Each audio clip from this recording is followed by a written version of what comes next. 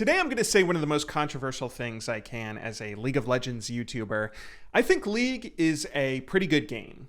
If you're somehow unaware of why this statement might be baffling to some, League, for as popular as it's become, is rarely spoken of positively. Anyone who has even a passing familiarity with this game will constantly shout about all of the problems it has while almost never uttering anything even resembling a compliment. And let me say from the onset, this is completely valid. League of Legends is a very frustrating game with very real problems that are worth complaining about. From infuriating teammates who intentionally ruin games, to the toxic community constantly flaming each other, to the game's developer, Riot, and some of the baffling decisions they make. On a personal level, playing League for a decade of my life has legitimately driven me mad more times than once. All of which is to say, this game absolutely deserves much of the criticism it receives, and I in no way mean to suggest these issues aren't valid. But that being said, I think the persistent negative discourse surrounding League causes players to forget something, because for all of its flaws, League of Legends in the MOBA genre as a whole genuinely did something unique the world of gaming hadn't ever seen before and has not been replicated since. It's a special moment of history that deserves attention, and to showcase what I'm talking about, I'd like to share a story. But before we jump in real quick, let me just say thank you guys very much for everyone who's been watching the recent videos. Returning to YouTube full-time has been nerve-wracking as a new father trying to rebuild his career and provide for his family, but it's also been a rush. I've missed this, and if you would like to see more content from me, I've got a lot more coming out soon, so please hit subscribe, follow for updates, Patreon, all that. But with that being said, let's go ahead and jump into today's story. Back in the late 2000s, I was looking for a new video game to play because I was sick of sinking all my time and effort into titles that didn't matter. Up until now, I had primarily been a PC gamer addicted to two MMOs, RuneScape and Dofus, games I sunk thousands of hours into, but which had just undergone huge updates that fundamentally changed how each game looked and played. Both of these updates were, in my opinion, for the worse, and seeing these sagas unfold made me realize all of the accomplishments I had in these games weren't really mine. For all the time and effort I had sunk into my characters, building up their stats and skills, I never really achieved anything beyond increasing arbitrary levels or acquiring digital items. So as I was now in the market for a new PC title, I began looking for something that had a bit more tangible skill attached to its gameplay, something that involved strategy and execution, where even if the game shut down in the future, I could take the skills I developed with me to another title in the same genre. I was looking for an esport, and since I didn't know much about PC esports, or which one I might like most, I began following all of them, from RTS titles like StarCraft, to fighting games like Street Fighter, to tactical shooters like Counter-Strike. The thrill of multiplayer competition was something I'd always loved in console gaming when I was younger, and it was really exciting to dive into that world on PC. But it wasn't until I happened to watch the 2010 World Cyber Games that I found the game I was looking for, because it was there, between watching the StarCraft and Counter-Strike Grand Finals, I first saw League of Legends, a new game from a new genre, appearing on stage as a promotional event. This chance encounter came at the perfect time, because at the time, I still had dreams of being an esports pro myself, and I kind of figured it would probably be easier for me to break into some career in a newer game like League compared to some of the more established esports that I had already been following. Additionally, it was really exciting to see my home region of North America that was apparently good enough to go on and win an international tournament in this esport. So without a second thought, I downloaded League, made my account, and began playing excitedly, hopeful for the future that this game might bring. But then I was hit with the harsh reality that this was going to be no walk in the park. Because League, maybe more so than any other esport I had tried, was better at its best, but more frustrating at its worst, especially for a new player like myself. I knew from watching tournaments League was a 5 versus 5 multiplayer game with the objective of blowing up your enemy's base, but I had no idea what the strategy was in how you went about doing that. My first few moments with League, I was too nervous to queue up for a multiplayer game because I was worried that I would let my teammates down by not knowing what to do, so I just played custom games 1 versus 1 against a bot over and over to try to figure it out, and I remember being so lost, Characters had so much health, and I only had 3 main abilities, none of which felt like they did that much damage. Anytime someone's health started to go down, they could always just run away under their tower and instantly be safe, or they could even walk all the way back to base and heal up. I could kill enemy minions easily to try to push down a tower, but an opponent could do the same, and that kind of just got me asking, is that all this game is? Killing minions over and over until somebody wins? I had no idea, and I got really frustrated at how little I understood, but there was one thing I instantly liked that kept me playing. Because for all of the difficulty that came in learning the MOBA genre, I had never seen another multiplayer game that allowed for so much self-expression. When I picked up League in October of 2010, there were 64 champions in-game. 64. I had never seen that many options in a character select. That was way more than the 3 races in StarCraft or even the 40-something playable characters in Street Fighter. Not only that, but each champion could be taken down any one of the 5 different roles in League, and there were dozens of different runes and masteries you could use to customize your champion further. Throw in the hundreds of items available to build your character in whatever way you want, and you are running into millions, if not billions, of permutations when it came to how you chose to play the game. It was crazy intimidating at first that there was so much to learn, but I quickly realized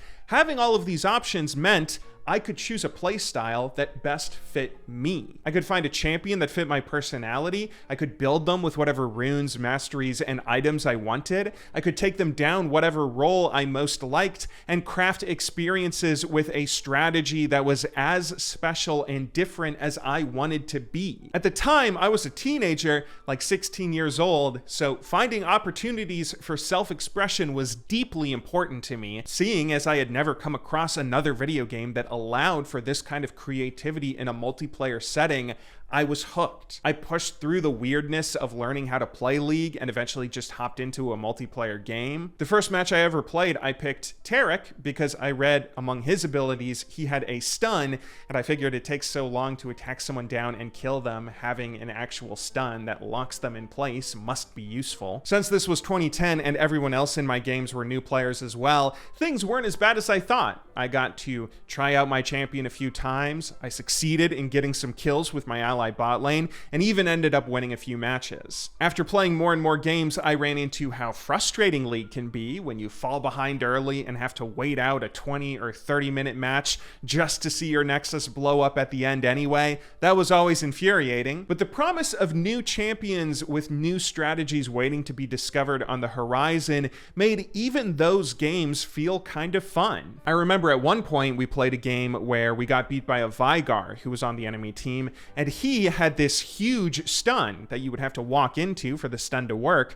but it was AoE, which seemed completely broken compared to Tarek's single target stun. So I started saving up the in-game currency of influence points to buy him as quickly as possible. I managed to do so and played Vigar a couple of times mid lane, but then I kept on running into Anivia, who felt even stronger. She had this really cool Olympic themed skin that was just released, and seeing her constant slows and stuns plus the insane damage that she could deal felt super OP, so I then spent $5 on Raya points to try her out myself. Except I learned that she wasn't actually that OP, because her abilities used so much mana you were always running out, plus her damage didn't scale that hard until late game anyway. So when I saw this other champion, Kennen, with his infinite spamming and stuns and plenty of damage from early game onward, I once again saved up influence points to unlock and play him. And this whole cycle was such an addicting fun mess to get lost in. I would go to school in the morning and daydream in classes about what champions I should save up for next,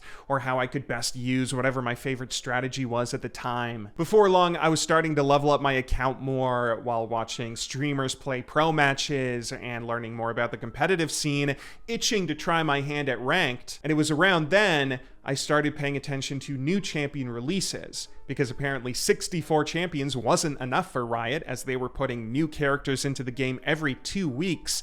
And I remember quite vividly when Irelia came out. Irelia was a champion like many other releases at the time, which is to say that she was bad. Most pro players on their streams confirmed it. She was underpowered with weird abilities that didn't really do that much. Her E only stunned if she had lower health than her opponent, which sucked compared to Tarek's instant ranged stun. Her Q was kind of cool to last hit with, but you could only really use it on an enemy champion once, and her W dealt some damage, as did her ultimate, but nobody thought that her overall DPS was comparable to other bruisers, except for one pro player who was on TSM at the time, Chaos. He started playing Irelia non-stop to a point where he began one-tricking her. Even though this champion sucked in the eyes of everyone else, Chaos clearly felt like she must have some potential, and before long, he was playing her in tournament matches. Curious about her, I eventually bought her myself to try out, where I discovered that Irelia was a champion who exemplified everything that I liked about League. Irelia was flexible, she could be taken top lane or jungled, as Freak did in her champion spotlight. There were different runes and masteries you could use with her, playing her more aggressively with damage or more tank focused around armor and health. You could take her with Ignite or Teleport as your summoner spells top lane, and you could try to go for kills early or scale more for mid and late game. There was just so much potential with these abilities that felt greater than the sum of their parts. That was the general feeling I had for League of Legends overall. It was a game that seemed simple on the surface, but the more you played, the more you realized the hidden depth of strategy. Before long, I was playing Irelia nonstop and developing my own specific strategy. I liked taking Ignite top lane, 2190 masteries with damage runes to try and go for early kills pre-level 6. And there might have been a few thousand or so other top lane Irelia mains who played her my exact same way at the time, but when you added in the other champions in my champion pool, Yorick, Kennen, Ahri, and so on, it started to feel like nobody played League in the exact same way as me. Nobody had the exact same champion pool with the exact same strategies for each champion. I was a unique player with a unique skill set, at least in my rating, and this might have been the first time I ever felt unique in my life. And here's the thing, I hadn't felt that with any other esport. Tactical shooters provided tons of depth of strategy, but at the end of the day, everyone's pointing and clicking. It's the same skill set. One player might be better with the AWP, or one player might be better in pistol rounds, but the main skill of who has the better reaction time and precision is pretty consistent across the game. Fighting games provided some opportunity for personalized play, as you're typically mastering one of the 40 characters that you choose to main, but everyone else who plays that character is pulling off the same combos. The physical things that you choose to do are hard-coded into the game. Real-time strategies came the closest to letting me feel self-expression. You do get to choose one of 3 races in StarCraft, and there are plenty of builds you can try out for each race after all, but even that didn't give me the same feeling because StarCraft is 1v1. I realize in hindsight, the fact that League of Legends is a team game is crucial to its success, because the thrill that comes from developing specialized skills and talent only matters when others are relying on you. Like, I love watching baseball games every chance I get. And one of my favorite storylines to follow in any match is the battle between the starting pitchers. Because starting pitchers are a specialized role. Nobody on a roster can do what they do, and no 2 starters pitch the exact same way. Everyone has a slightly different pitch arsenal and different techniques in how they go about solving the problem of getting as many outs as they can before their body exhausts itself. But more than all of that, starting pitchers are special because they are the role the team relies on the most. If you're a starter and you have a good outing, that could all but single-handedly win your team the game. Pitch 9 innings of shutout play and you will almost always come out on top. But conversely, a starting pitcher who has a bad outing is devastating. If they surrender a bunch of runs early on, that could not only lose their team the game, but that also forces the manager to bring in relievers much earlier than expected. And since relief pitchers can only pitch an inning or 2, you might have to use the entire bullpen just to close out this match. Pitchers also exert their bodies so much when they play, they can take days to recover, meaning your starter didn't just blow this game, he also exhausted the entire bullpen, handicapping you for the next 2, 3, or 4 games you'll play this week. A starting pitcher who really screws up could give his team a week's worth of losses in theory, so the amount of pressure starters face each and every time they take the mound is insane. They know they have to perform a role that nobody else in the lineup could replicate, and because the stakes are so high, when they succeed, there's no other thrill like it. League of Legends is the only video game I have ever seen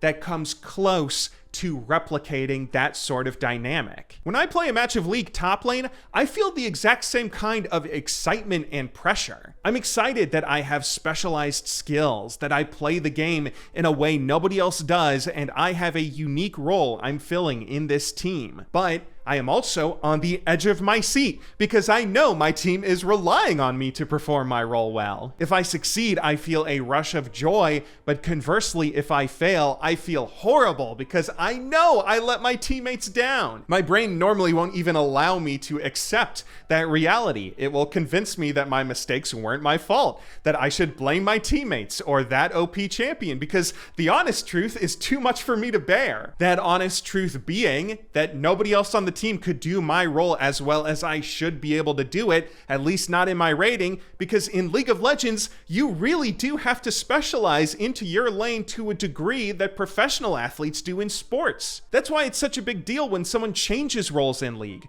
because no player, not even the best pros in the world, can play every role at an equally great level. When someone announces they're learning a new role, that's with the understanding they're giving up their old one, since nobody can master every aspect of this game on their own. League is thrilling in that way. The amount of strategy and specialization and teamwork that all comes together to mimic the drama of team sports, it's something that no other game can offer, and I don't think we acknowledge that enough. Before I end this video, I'd like to ask you a question.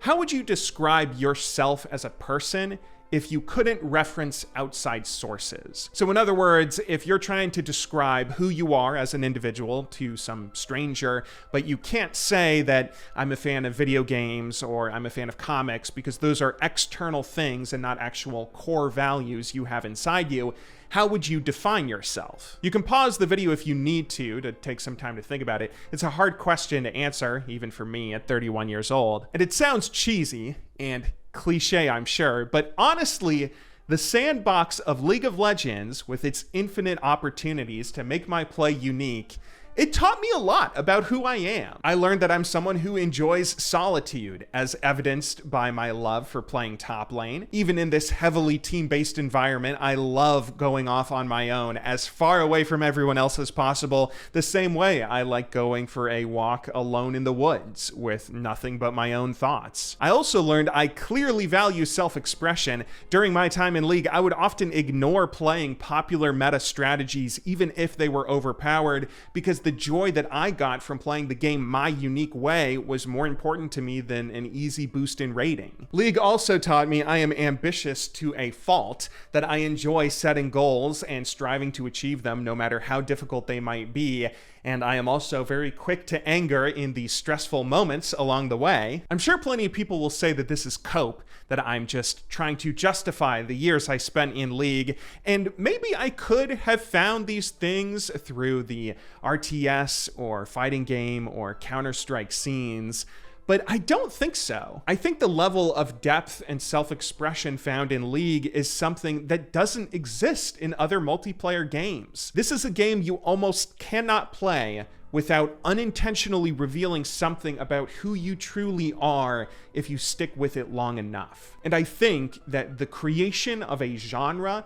and a video game that can give you that sort of experience is something worth celebrating.